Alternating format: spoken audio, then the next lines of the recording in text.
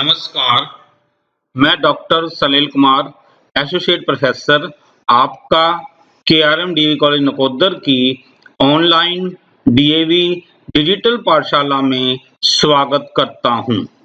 हम इस वीडियो में संस्कृत अनुवाद एवं संस्कृत शिक्षण से संबंधित कुछ आवश्यक एवं सामान्य बातें करने जा रहे हैं। Punjab school education board Mohali के +1 एवं +2 के संस्कृत विषय के लिए निर्धारित सिलेबस के अनुसार एवं गुरु नानक देव यूनिवर्सिटी अमृतसर के बीए द्वितीय सेमेस्टर एवं बीए चतुर्थ सेमेस्टर के संस्कृत विषय के लिए निर्धारित सिलेबस के अनुसार संस्कृत अनुवाद एवं संस्कृत शिक्षण से संबंधित वीडियो नंबर 7 अर्थात इस विषय से संबंधित 7वें भाग को प्रस्तुत कर रहे हैं। हमारा प्रयास होगा कि कुल 15 वीडियोज में आपको संस्कृत अनुवाद से पूरी तरह परिचित करवा देंगे। आशा करते हैं आप जल्द से जल्द संस्कृत अनुवाद करना सीख जाएंगे। हमारी इस वीडियो का विषय है अधिकरण, संबोधन एवं उपपद विभक्ति। चतुर्दश पाठ है। अधिकरण क्रिया के आधार को अधिकरण कहते हैं, अर्थात किसी वस्तु के आधार को अधिकरण कहते हैं अथवा जिसमें कोई अन्य वस्तु रखी जाए उसे आधार कहते हैं और आधार ही अधिकरण होता है। एक और पढ़ेंगे। क्रिया के आधार को अधिकरण कहते हैं, अर्थात किसी वस्तु के आधार को अधिकरण कहते हैं अथवा जिसमें कोई अन्य वस्तु रखी जाए, जिसमें कोई दूसरी वस्तु रखी जाए उसे आधार कहते हैं और आधार ही अधिकरण कारक होता है। अधिकरण में 7वीं विभक्ति होती है। यथा आकाशे कृष्णा मेघा गर्जन्ति, आकाश में काले बादल गरज रहे हैं। अब ये बादल जो हैं कहाँ गरज रहे हैं? आकाश में। बादल कहाँ गरज रहे हैं? आकाश में। तो यहाँ पर आकाश जो है वो अधिकरण है, तो इसलिए आकाश में हमने 7वीं विभक्ति का प्रयोग किया है।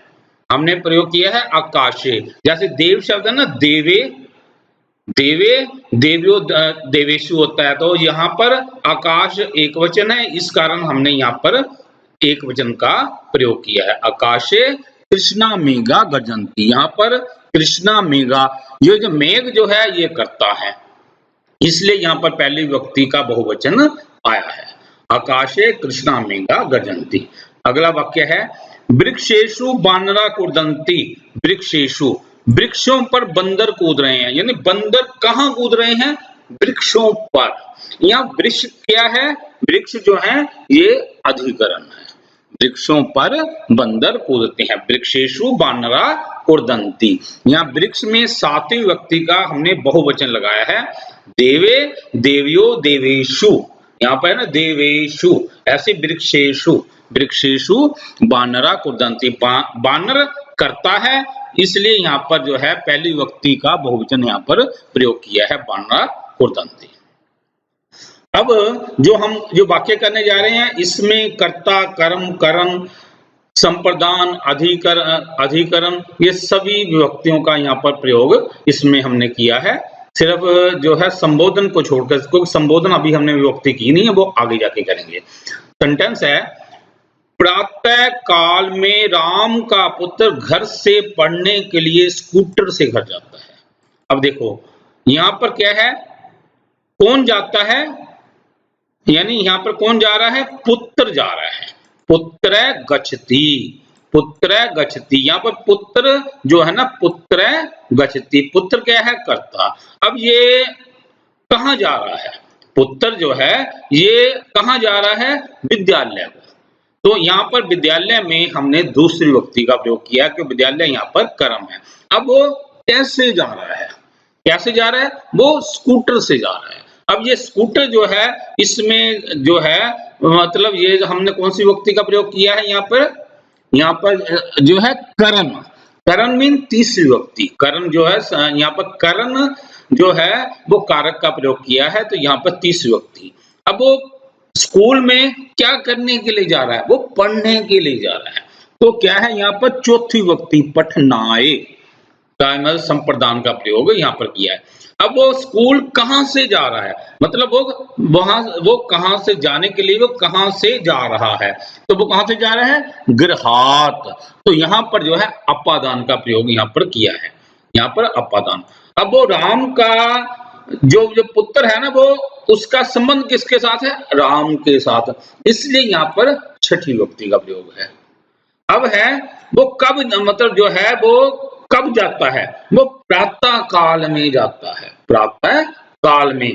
तो यहाँ पर प्रातः काल में ये जो है यहाँ पर जो है अधिकरण विभक्ति का प्रयोग हुआ है। यानी इस वाक्य में हमने कर्ता से लेकर अधिकरण तक की सभी विभक्तियों का प्रयोग किया है। पेपरों में ऐसे नहीं आएंगे कि इसमें सारा, ये सिर्फ समझाने के लिए मतलब हमने ये लंबा सा वाक्य बनाया है। पेपर में सिंपल सेंटेंस ऐसे ही आते हैं कि वृक्षों में बंदर कूदते हैं, आकाश में काले बादल गरजते हैं। ये सिर्फ समझाने के लिए हमने वाक्य को बनाया है। एक बार वो देख लो। प्रातः काले रामस्य पुत्र गृहात् पठनाय स्कूटरेण विद्यालयम गच्छति। मतलब इस वाक्य को देख के घबरा नहीं जाना कि बहुत लंबा वाक्य है। ये सिर्फ जो है सिर्फ समझाने के लिए कि हमने इस वाक्य में कर्ता, कर्म, करण, संप्रदान, अपादान, संबंध और अधिकरण का प्रयोग किया है। अब आते हैं हम संबोधन पर। अधिकरण के बाद में विभक्ति आती है संबोधन। जिसे पुकारा जाए उसे संबोधन कहते हैं, जिसे पुकारा जाए उसे संबोधन कहते हैं। और संबोधन में प्रथमा विभक्ति, यानी कि जो हमारी पहली विभक्ति होती है ना, वो उठा के हम नीचे ले आते हैं। उसी विभक्ति को हम, हे राम तू कहाँ रहता है, हे राम तू कहाँ रहता है। अब ये जो है संबोधन वाली आठवीं विभक्ति, जिसको हम भी कह देते हैं हे राम त्वम कुत्र बससी, हे राम त्वम कुत्र बससी। हे पुत्र तू पढ़ता क्यों नहीं, हे पुत्र तू क्यों। अब क्या है ये हे पुत्र संबोधन वाला हमने उठा लिया कि जो है कि हे बेटा के हे पुत्र बना दिया। तू की त्वम, अब क्योंकि किमर्थम न भी नहीं पढ़सी, त्वम किमर्थम न पढ़सी। अब ये जो अब वाक्य है, इस वाक्य ये लंबा सा ये वाक्य हमने एक बार बनाया है, जैसे हमने अधिकरण वाले में बनाया था कि इस वाक्य में हमने कर्ता, कर्म, करण, संप्रदान, अपादान, अपादान का संबंध, अधिकरण और संबोधन। अब ये देखो लंबा वाक्य। अरे पुत्र, शाम को राम का पुत्र घर से खेलने के लिए स्कूटर से मैदान जाता है। अब देखो सबसे पहले इसमें खोजो कि कर्ता कौन है, मतलब क्रिया कौन कर रहा है। क्रिया कौन कर रहा है, यानी कि पुत्र जाता है, पुत्र गच्छति, पुत्र है ना, वो पुत्र, सारी क्रिया कौन कर रहा है, जो कर्ता है इस वाक्य में पुत्र, यानी पुत्र जाता है। तो बन गई संस्कृत पुत्र गच्छति, पुत्र गच्छति। अब वो कहाँ जाता है, पुत्र जो है कहाँ जाता है, मैदान में, या मैदान की संस्कृति क्रीड़ा क्षेत्र, वो क्रीड़ा क्षेत्र को जाता है। अब वो कैसे जाता है, कैसे जाता है, वो स्कूटर से जाता है। तो ये हो गया करण, यहाँ पर हमने तीसरी विभक्ति का प्रयोग कर दिया। अब वो वहां पर उस मैदान में क्या करने के लिए जाता है, वो खेलने के लिए जाता है। खेलने के लिए क्रीडन शब्द है, क्रीडन में हमने चौथी विभक्ति का प्रयोग हमने कर दिया है। अब वो कहां से जाता है, कहां से जाता है मीन वो घर से। तो यहाँ पर है अपादान, यहाँ पर हमने जो है पांचवी विभक्ति। अब क्रीडन में संप्रदान लगाया था, यहाँ पे आ गया अपादान। अब उस पुत्र का संबंध किसके साथ है, राम के साथ। वो मतलब पुत्र किसका है, राम का।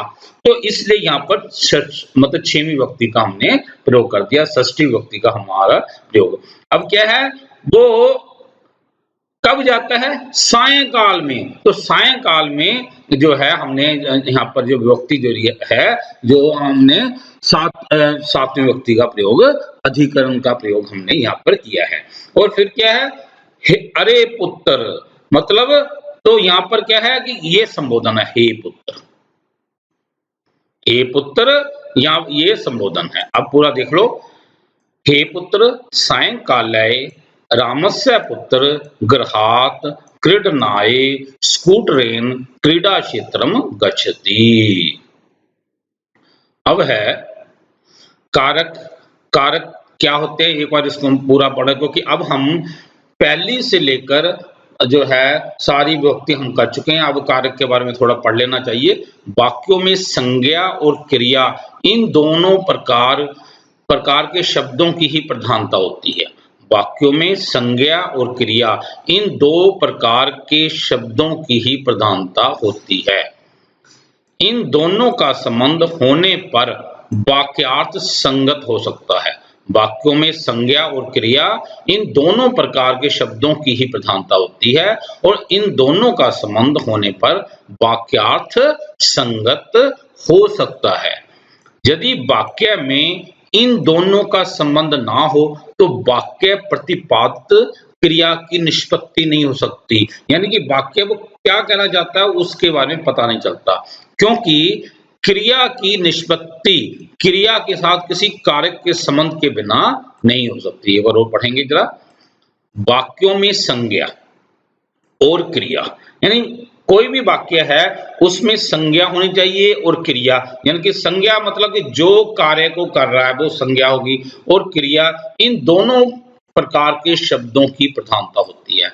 इन दोनों का संबंध होने पर वाक्यार्थ संगत हो सकता है। यदि वाक्य में इन दोनों का संबंध ना हो तो वाक्य प्रतिपादित क्रिया की निष्पत्ति नहीं हो सकती, यानी वो पूरा वाक्य नहीं बनेगा, क्योंकि क्रिया की निष्पत्ति क्रिया के साथ किसी कारक के संबंध के बिना नहीं हो सकती। इसलिए वाक्य में क्रिया शब्द के साथ जिस शब्द का साक्षात संबंध हो वही कारक होता है। यानी क्रिया, वाक्य में क्रिया शब्द के साथ जिस शब्द का साक्षात संबंध हो वही कारक होता है। कहीं पर, अब ये मेन बात समझना, कहीं पर वाक्य में क्रिया के साथ संज्ञा शब्द का संबंध कर्ता के रूप में होता है, यानी कर्ता के रूप में जो है उसका संबंध होता है, वो कहीं कर्म के रूप में, कहीं करण के रूप में, और कहीं संप्रदान के रूप में, कहीं अपादान के रूप में, और कहीं अधिकरण के रूप में होता है। वाक्य में क्रिया शब्द के साथ जिस शब्द का साक्षात संबंध हो वही कारक होता है। ये कारक की परिभाषा है कि वाक्य में क्रिया शब्द के साथ जिस शब्द का साक्षात संबंध हो वही कारक होता है। कहीं पर वाक्य में क्रिया के साथ संज्ञा शब्द का संबंध कर्ता के रूप में होता है, कहीं कर्म के रूप में, कहीं करण के रूप में, कहीं संप्रदान के रूप में, कहीं अपादान के रूप में, कहीं अधिकरण के रूप में होता है। अब बड़ी ध्यान देने वाली बात है कि संस्कृत भाषा में संबंध को कारक नहीं माना जाता। हमने किया ना जो है कि कर्ता, कर्म, करण, संप्रदान, अपादान, संबंध, अधिकरण, संबोधन। तो यहाँ कह रहे हैं कि जो संबंध है संस्कृत भाषा में संबंध को कारक नहीं माना जाता, क्योंकि वाक्य में संबंधवाची शब्द का क्रियापद के साथ साक्षात संबंध नहीं होता, इसलिए क्रिया की निष्पत्ति में कारण नहीं हो सकता। जैसे कि अब है रामस्य पुत्र पाठम स्मरति, राम का वो तो पाठ पढ़ रहा है। अब यहाँ पर संबंध किसका है? क्रिया के साथ पुत्र का है, राम के साथ संबंध नहीं है कि वो जो है किसी का ही पुत्र हो, और क्रिया कौन कर रहा है? वो जो है ना क्रिया यहाँ पर पुत्र कर रहा है। इस कारण यहाँ पे जो है षष्ठी विभक्ति है वो कारक नहीं है। इस वाक्य में रामस्य पद का क्रियापद के साथ कोई संबंध नहीं है। इस प्रकार संस्कृत में 6 कारक होते हैं, यद्यपि किसी भी संज्ञा की 8 विभक्तियां होती हैं। कर्ता कारक, कर्म कारक, करण कारक, संप्रदान कारक, अपादान कारक, अधिकरण कारक। यहाँ पे हम पढ़ चुके हैं कि जो है संबंध एक कारक नहीं होता और जो है संबोधन कारक नहीं होता, क्योंकि ना तो संबंध का और ना ही संबोधन का जो है उसके साथ कारक के मतलब क्रिया के साथ कोई संबंध है, इस कारण ये जो है ये 6 कारक ही होते हैं। अब हम करने जा रहे हैं, अनुवाद करने से पहले हमें राम शब्द की ये पूरी की पूरी 8 विभक्तियों को हमें देखना है। जैसे रामः रामौ रामा, रामम रामौ रामान, रामेन रामाभ्याम रामई, रामाय रामाभ्याम रामेभ्यः, रामात् रामाभ्याम रामेभ्यः, रामस्य रामयो रामानां, रामे रामयो रामेषु, हे राम हे रामो हे रामा। तत्पश्चात अब हम करेंगे पुष्प शब्द। ये राम शब्द पुल्लिंग था, ये नपुंसक लिंग है। जैसे फल शब्द हमने इससे पहले वीडियो में हमने किया था, जो है नपुंसक लिंग। अब ये इसको भी हमें पूरी की 8 विभक्तियों में ही हम ये करेंगे। पुष्पम पुष्पे पुष्पाणि, पुष्पम पुष्पे पुष्पाणि, ये पहली 2 विभक्तियों में सेम ही होता है। तीसरी विभक्ति ये शुरू हो जाती है, जैसे हमने राम शब्द किया है वैसे ये सेम टू सेम हो जा रहा है। पुष्पेन पुष्पाभ्याम पुष्पै, पुष्पाय पुष्पाभ्याम पुष्पेभ्यः, पुष्पात् पुष्पाभ्याम पुष्पेभ्यः, पुष्पस्य पुष्पयो पुष्पाणाम, पुष्पे पुष्पयो पुष्पेषु, हे पुष्पम हे पुष्पे हे पुष्पाणि। जैसे हमने फल शब्द किया था कल की वीडियो में, वो सेम टू सेम ये वही है। तो इसमें हमें जो है राम शब्द की तरह ये, जैसे ये तीसरी विभक्ति है ना, जैसे पुष्पेन है ऐसे ये बनाया था ना, रामेन रामाभ्याम रामई। फिर था चौथी में रामाय रामाभ्याम रामेभ्यः। पांचवी में ये था ना कि रामात रामाभ्याम रामेभ्यः। छठवीं में था रामस्य रामयो रामानाम। फिर सातवीं में रामे रामयो रामेषु। फिर वो जो है 8वीं में वो होता है ना, हे राम हे रामो हे रामा। तो यहाँ पे इसमें थोड़ा सा बस यही फर्क है, जैसे ना कि राम में और पुष्प में ये थोड़ा सा यही फर्क है। अब हम एक बार देव शब्द को देखेंगे। देव शब्द को देव देवो देवा, ये अब जो है ना कर्ता से लेकर जो संबोधन तक अब हम एक बार इनको समझेंगे कि देव का मतलब एक देव, देवो मीन 2 देव, देवा मीन सब देव या बहुत देव। देवम देवो देवान, देव को 2 देवों को, सब देवों को। देवेन मीन देव के द्वारा, देवाभ्याम 2 देवों के द्वारा, देवई मीन सब देवों के द्वारा। चौथी विभक्ति है देवाय देवाभ्याम देवेभ्यः, देव के लिए 2 देवों के लिए, सब देवों के लिए। देवात देवाभ्याम देवेभ्यः, देव से 2 देवों से, सब देवों से। देवस्य देवो देवानाम, देव का 2 देवों का, सब देवों का। देवे देव्यो देवेषु, देव में 2 देवों में, सब देवों में। हे देव हे देवौ हे देवा, हे देव हे देवौ हे देवा। यानी जो पहली विभक्ति होती है वो कर्ता के लिए होती है, दूसरी विभक्ति कर्म के लिए होती है, तीसरी विभक्ति करण के लिए होती है, चौथी विभक्ति संप्रदान के लिए, 5वीं विभक्ति अपादान, 6वीं विभक्ति संबंध, 7वीं विभक्ति अधिकरण और 8वीं विभक्ति है ये संबोधन। जैसे 8वीं को वैसे भी हम संबोधन ही कहते हैं। अब हम अनुवाद करने से पहले कुछ शब्दों को देखेंगे जो पुल्लिंग शब्द है। जैसे अंधा है, अंधे की संस्कृत अंध है। दंतु, जिसके दांत आगे को निकले हों उसको कहते हैं दंतुर है। गूंगा मूक है। चुगलखोर को पिशुन है। कुबड़ा कुब्ज, काना कान, लंगड़ा खंज, बहरा बधिर, बोना बामन, गंजा खलवाट है। एक बार और तेज स्पीड से देखेंगे।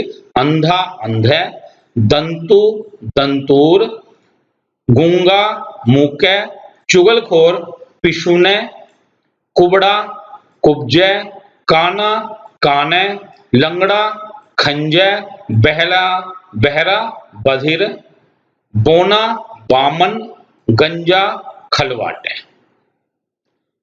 तोंदू, जो जिसकी तोंद निकली हुई हो उसको कहते हैं तुंदील। लुंजा, जो लुंजा हो उसको कहते हैं लुंज।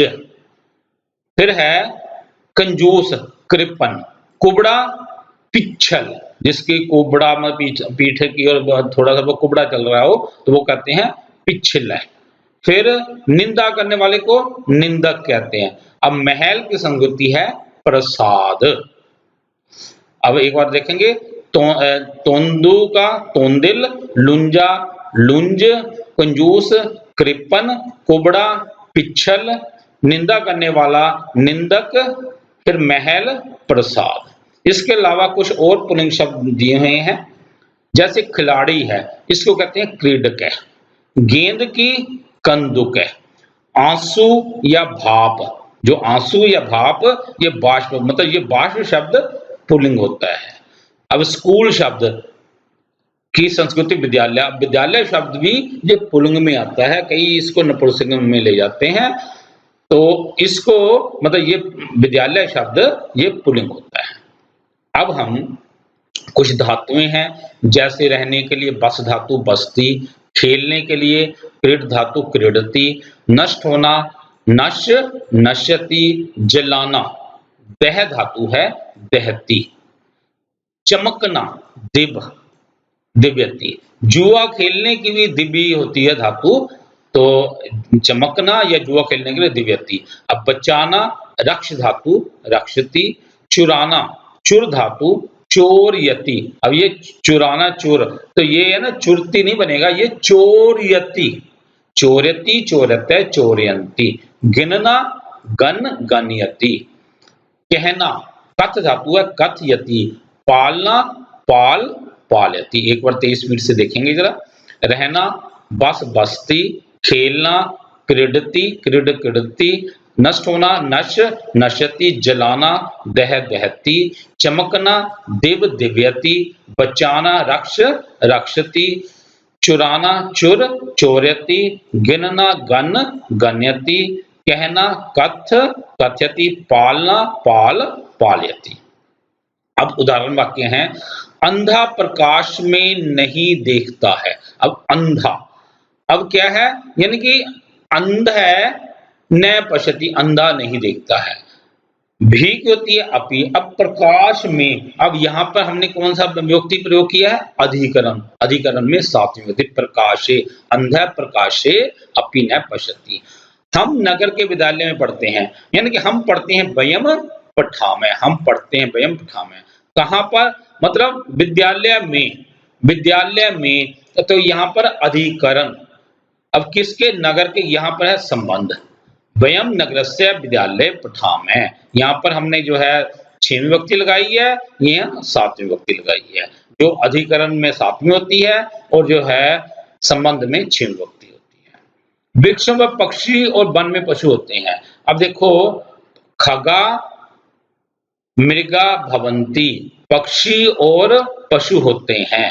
कहां पर, वन में। यहाँ पर वन में 7वीं विभक्ति। अब ये क्या है, वृक्षेषु। अब यहाँ पर है वृक्ष में, तो वृक्ष ज्यादा है इसलिए यहाँ पर बहुवचन का प्रयोग किया गया है, वन एक वचन का प्रयोग किया गया है। वृक्षेषु खगा च वने मृगा भवंती। पक्षी आकाश में उड़ते हैं। खगा आकाशे उत्पतंती, उड़ने की होती है उत्पत, तो ये उत्पतंती, ये आकाश अधिकरण हमने लगाया है 7वीं विभक्ति का। मैं हाथों में लड्डुओं को लेता हूं। अहम लड्डुओं को मोदकान आयच्छामि। अब मोदक शब्द पुल्लिंग होता है, इसलिए दूसरी का बहुवचन हमने यहाँ पर प्रयोग किया है। अहम हस्तयो, अब है दोनों हाथों में, 7वीं विभक्ति का द्विवचन। 7वीं का जैसे हमने 7वीं का देवे देवियो देवेशु, तो यह देवयो हस्तयो, अहम हस्तयो मोदकान आयच्छामि। बाग में फूल खिलते हैं। बाग में फूल खिलते हैं। उपवने पुष्पाणि खिलंती या विकसंती। अब बाग क्या है, यहाँ पर बाग में ये अधिकरण है, यहाँ पर हमने 7वीं विभक्ति का प्रयोग किया है, पुष्पाणि खिलंती या विकसंती। हे खिलाड़ियों तुम कहाँ खेलते हो। अब हे क्रीडका, ये संबोधन का प्रयोग किया, हे क्रीडका। यूजम कुत्र क्रीडत। अब यहाँ पर तुम, ये शब्द ना, ये बहुवचन है, मैं खिलाड़ियों के हिसाब से हमने यूजम का प्रयोग किया है। यूजम कुत्र क्रीडत। अब हे बंदर तू क्यों दौड़ता है, हे बानर है तुम किमर्थम धावसी। अब यहाँ पर देखो हमने बंदर एक है इसलिए यहाँ पर तुम का प्रयोग किया है, और इससे पहले हमने खिलाड़ियां क्योंकि ज्यादा थे इसलिए हमने यूयम का प्रयोग किया था। तो हे बानर तुम किमर्थम धावसी, हे बेटा तू पढ़ता क्यों नहीं, हे पुत्र तुम पढ़सी किमर्थम न, त्वम पढ़सी किमर्थम न, हे आंखों तुम क्या देखती हो। अब आंखें दो हैं, हे नेत्रे युवाम किम पश्यत है, युवाम किम पश्यत है। अब ये अभ्यास माला है, इसमें हम सेंटेंस बनाएंगे, जीव आकाश में भी होते हैं। अब यहाँ पर क्या है, जीव क्या है, बहुवचन, जीवा भवंती, जीवा भवंती, जैसे देव देवौ देवा ऐसी जीवा भवंती। आकाश में भी, अब आकाश में हमने सातवीं व्यक्ति का प्रयोग कर देना है, आकाशे, जैसे देवे आकाशे अपि भवंती, जीवा आकाशे अपि भवंती। बंदर वृक्षों पर दौड़ते हैं, बानरा धावंती, बानरा धावंती। वृक्षेषु, वृक्ष में हमने सातवीं व्यक्ति का बहुवचन का प्रयोग किया है, बानरा वृक्षेषु धावंती। अंधकार में चोर आ जाते हैं, अब अंधकारे चोरा आगच्छन्ति। अब अंधकार में हमने सातवीं व्यक्ति का प्रयोग किया है, में पद में सातवीं व्यक्ति, अंधकारे चोरा आगच्छन्ति। राम के भाई विद्यालय में पढ़ते हैं, अब क्या है, भाई की सहोदरा पठन्ति, सहोदरा पठन्ति विद्यालयस्य, ये है रामस्य, राम की। तो अब सेंटेंस बनेगा रामस्य सहोदरा विद्यालये पठन्ति। वृक्षों के फल जल में गिरते हैं, क्या बने, वृक्षों के, तो वृक्षा वृक्षों के है। अब ये क्या है संबंध, वृक्षा नाम, वृक्षा नाम फलानी जले पतंती। यहाँ जल में हमने सातवीं व्यक्ति का प्रयोग किया है, यहाँ वृक्ष में छठवीं व्यक्ति, वृक्षा नाम फलानी जले पतंती। आकाश में सारस उड़ते हैं, आकाश में आकाशे, सारसा उत्पतंती, उड़ने के लिए होती है उत प्लस पत धातु, आकाशे सारसा उत्पतंती। पुत्र का पिता पर विश्वास होता है, पुत्रस्य जन के विश्वासम भवति, पुत्रस्य जन के विश्वासम भवति। हम घर में बैठते हैं, वयम गृहे, वयम गृहे क्या बनेगा, उपविशामः, वयम गृहे उपविशामः, हम घर में बैठते हैं, वयम गृहे उपविशामः। वृक्षों पर फूल और फल होते हैं, अब क्या बनेगा, वृक्षेषु, वृक्षों पर वृक्षेषु। अब क्या बना, पुष्पाणि फलानि भवन्ति, क्योंकि वृक्ष में हमने सातवीं का बहुवचन प्रयोग किया है, देवे देव्यो देवेषु वृक्षेषु पुष्पाणि फलानि भवन्ति। तालाब में जल होता है, तडागे, तालाब की संस्कृति है तडाग, तो तडागे जलम भवति। अंधेरे में दो बालक गिरते हैं, अब अंधकारे, अंधेरे की होती है अंधकार, अंधकारे बालकौ, दो बालक है ना, बालकौ पतते, अंधकारे दो बालकौ पतते। हे बालको तुम कहां से आते हो, अब संबोधन है, हे बालकौ, देखो ना, हे बालक, हे बालकौ, हे बालका, तो ये द्विवचन, हे बालकौ युवाम, तुम कहां से थे, युवाम कुत्ते आगच्छते, यहाँ पर तुम क्या आएगा, युवाम कुत्ते आगच्छते। हे गोपाल तू कहाँ रहता है, हे गोपाल त्वम कुत्र वससि, हे गोपाल तुम कुत्र वससि। हे कुत्ते तू बिलाव को क्यों खाता है, कुत्ते कुत्ते कुक्कुर, हे कुक्कुर त्वम बिडालम किमर्थम खादसी, त्वम बिडालम किमर्थम खादसी, हे कुक्कुर त्वम बिडालम किमर्थम खादसी। पिताजी अब मैं चलता हूं, पिताजी की जनक, मतलब हमने जी लगा दिया तो हमें हे नहीं लगाना, तो जनक अधुना अहम चलामी, जनक अधुना अहम चलामी। अरे भाई तू सुनता क्यों नहीं, हे सहोदर त्वम न किमर्थम न आकर्ण्यसि, किमर्थम न आकर्ण यसी, सुनने की होती है आ प्लस कर्ण धातु, तो क्या बनेगा, हे सहोदर त्वम किमर्थम न आकर्ण यसी। हे दो बेटो, अब मैं चलता हूं, तो क्या बनेगा, हे सुतो, हे सुतो अधुना अहम चलामी, हे सुतो अधुना अहम चलामी। हे बंदरो तुम क्या खाते हो, हे बानरो, हे बानरो तुम, अब यह आएंगे तुम, युवाम बन गया, युवाम किम खादत है, युवाम किम खादत है। हे मामा, यहाँ लोग चुप ही रहते हैं। हे मातुल, अत्र लोका या जना तूष्णीम बसंती, क्योंकि लोग के मतलब हमने है ना प्रथम पुरुष का बहुवचन प्रयोग करना है, किया यहाँ पर। हे मातुल है, अत्र लोका तूष्णीम बसंती, हे पत्तो गिरते क्यों हो, हे पत्राणी, पत्रम पत्रे पत्राणी, ये है नपुंसक, हे पत्राणी यूयम, यूयम पतथ किमर्थम, क्योंकि होती है ना किमर्थम, तो ऐसे ही बन सकता है, हे पत्राणी यूयम किमर्थम पतथ। बाबा जी, अब मैं ध्यान से पढ़ता हूं, पिता में बाबा जी होती है पिता में, पिता में है, पिता यहाँ पर बस हमें 8वीं में विसर्ग नहीं डालनी, क्योंकि यहाँ पर क्योंकि जब पिता में शब्द पुल्लिंग होता है ना तो देव की तरह ही चलता है, तो क्या बनेगा यहाँ पर, मतलब हे नहीं लगाना, बस हे नहीं लगाना, तो पिता में लिख देना, पिता में अधुना ध्यानेन पठामी।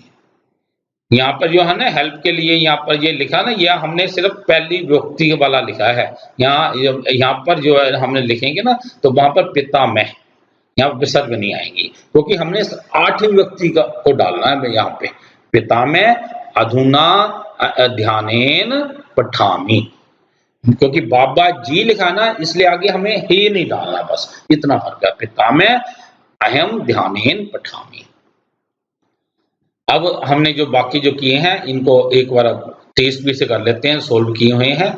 जीव आकाश में होते हैं, जीवा आकाशे अपि भवंती, बंदर वृक्षों में दौड़ते हैं, बानर वृक्षेषु धावंती, अंधकार में चोर आ जाते हैं, अंधकारे चोरा आगच्छन्ति, राम के भाई विद्यालय में पढ़ते हैं, रामस्य सोदरा विद्यालय पठन्ति, वृक्षों के फल जल में गिरते हैं, वृक्षा नाम फलानी जले पतंती, आकाश में सारस उड़ते हैं, आकाशे सारसा उत्पतंती, पुत्र का पिता पर विश्वास होता है, पुत्रस्य जनके विश्वासम भवति, हम घर में बैठते हैं, वयम गृहे उपविशामः, वृक्ष पर पूर्व फल होते हैं, वृक्षेषु पुष्पानि च फलानि भवन्ति, तालाब में जल होता है, तडागे जलम भवति, अंधेरे में 2 बालक गिरते हैं, अंधकारे बालकौ पतते, हे बालकों तुम कहां से आते हो, हे बालकों तुम कहां से आते हो,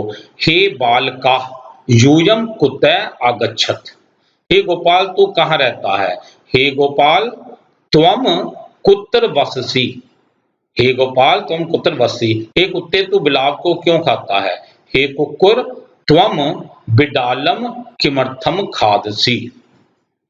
पिताजी अब मैं चलता हूं, जनक अधुना अहम चलामी, हे भाई तू सुनता क्यों नहीं, हे सहोदर तुम आकर्ण्यसी किमर्थम ना, हे दो बेटो अब मैं चलता हूं, हे सुतो अधुना अहम चलामी, हे बंदरो तुम क्या खाते हो, हे बानरो युवाम किम खादत है, हे मामा यहाँ लोग चुप ही रहते हैं, हे मातुल अत लोका तूष्णीम बसंती, हे पत्तो तुम गिरते क्यों हो, हे पत्राणी यूयम पतत किमर्थम, बाबा जी मैं ध्यान से पढ़ता हूं, पिता मैं अहम ध्यानेन पठामी। अब इसके बाद में उपपद विभक्तियां, उपपद विभक्ति क्या होती है, जब किसी पद विशेष के योग में कोई विशेष विभक्ति होती है उस विभक्ति को उपपद विभक्ति कहते हैं, जब किसी पद विशेष में मतलब शब्द के विशेष में कोई विशेष विभक्ति होती है उस विभक्ति को उपपद विभक्ति कहते हैं। अब जैसे सेंटेंस है, गांव के चारों ओर वृक्ष है, गांव के चारों ओर वृक्ष है, तो सेंटेंस बनाया है ग्रामम परितः वृक्षा संति, तो यहाँ पर परितः के अर्थ में हमें दूसरी विभक्ति लगानी होती है, तो ये हम नियम आगे आएंगे, पहले वैसे ही कर रहे हैं। ग्रामम परितः वृक्षा सन्ति। फिर है सीता राम के साथ जाती है, सीता रामेन सार्धम गच्छति। सीता रामेन, ये सार्धम के साथ में तीसरी विभक्ति का प्रयोग है। वैसे यहाँ पे हमें छेवीं आनी थी, लेकिन जहां पर ये कुछ शब्द होते हैं उनके कारण विभक्ति बदल जाती है। तो सेंटेंस है सीता रामेन सार्धम गच्छति।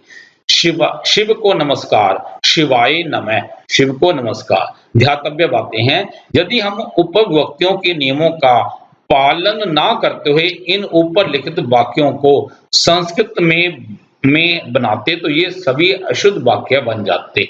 मतलब हमें इनमें 6 विभक्ति नहीं तो हमें लगा देनी थी। जैसे रामस्य परितः वृक्षा सन्ति, हमने ये सेंटेंस बना देते। सीता रामस्य सार्धम गच्छति, शिवम नमः, हमें ऐसे बना देना था, जो कि अशुद्ध हो जाता। मेन सेंटेंस क्या है? ग्रामम परितः वृक्षा सन्ति, सीता रामेन सार्धम गच्छति, शिवाय नमः।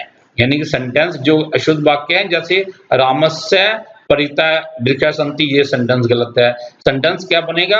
रामम परितः वृक्षा सन्ति, सीता रामस्य सार्धम गच्छति, ये सेंटेंस गलत है। इसके जगह सेंटेंस क्या आएगा? सीता रामेन सार्धम गच्छति। फिर है शिवम नमः, ये सेंटेंस गलत है। सेंटेंस आएगा शिवाय नमः। तो इसके लिए अब हम नियम पढ़ेंगे तो ये बनेगा। अब पठ धातु, इसके लिए अब एक बार एक अस धातु को हमें करना होगा। अस धातु से पहले हम पढ़ चुके हैं। पढ़ती पढ़ते पठंती, पढ़सी पढ़ते पठत, पठामी पठावे पठामे।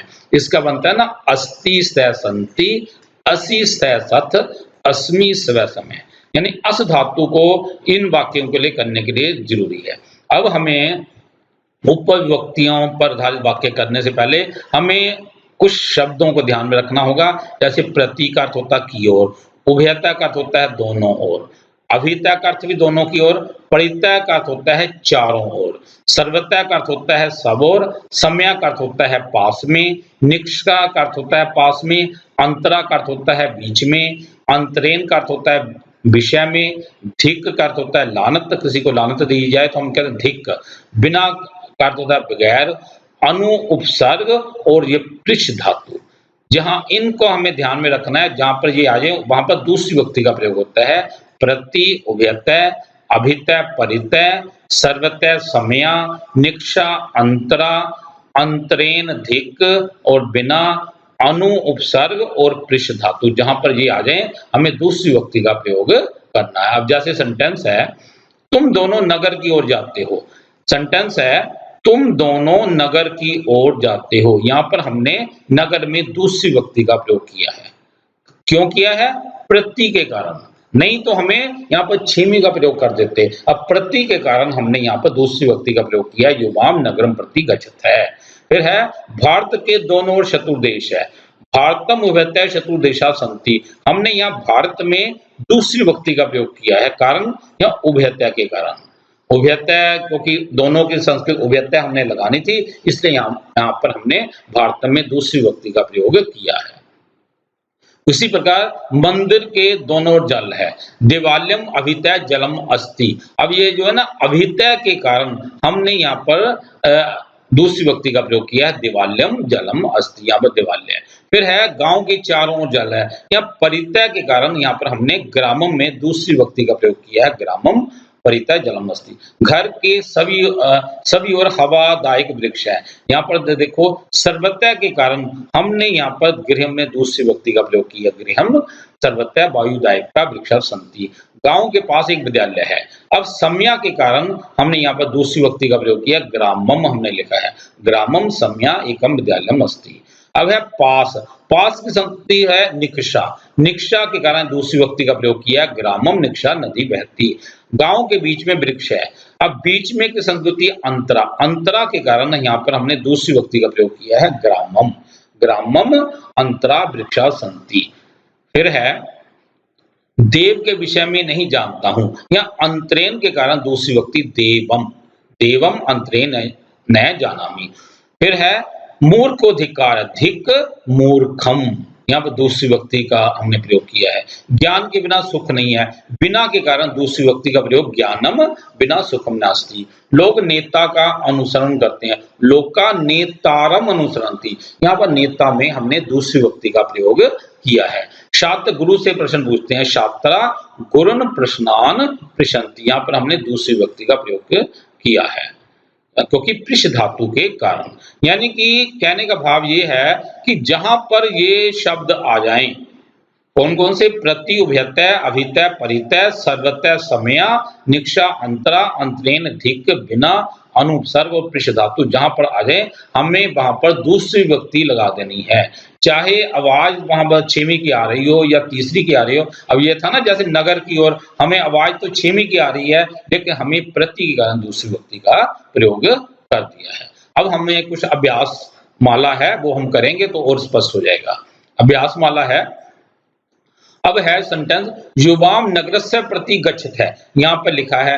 अब नगरस्य लिखा है, हमने क्या कर देना है, प्रतिकरण नगरम, हमने नगरस्य की जगह नगरम कर देना है। अब यहाँ पे लिखा भारतस्य उभयतः शत्रु देश है संति, भारत के दोनों शत्रु देश है। अब उभयतः के कारण हमें यहाँ पर भारतम कर देना है, यहाँ भारतस्य लिखा ना, हमें भारतम। अब दिवाल्यस्य अभितः जलम अस्ति, दिवाल्य के दोनों ओर जल है, अभितः के कारण यहाँ पर दूसरी व्यक्ति आनी चाहिए तो यहाँ दिवाल्यम आएगा।